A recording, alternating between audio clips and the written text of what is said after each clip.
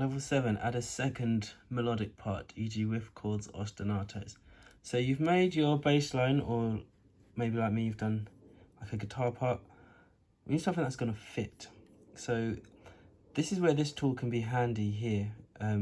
We see it's kind of a pale red. If you click on it, it becomes a bold red, and that's basically looping it. So if you have the loop on, it will loop this over and over again.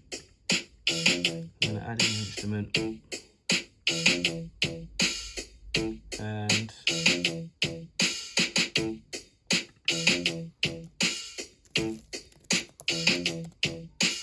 let's go for an ostinato.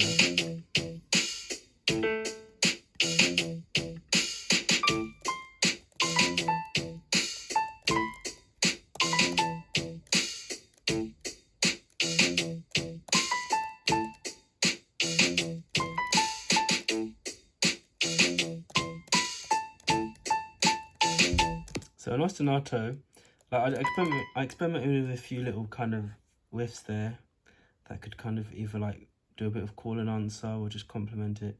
An ostinato would be something more repetitive, like a 2-note thing,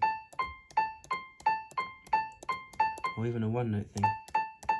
And I'm going to use that 1-note thing. I just find it's quite effective. So let me take the loop off, go to the beginning, and then record that 1-note.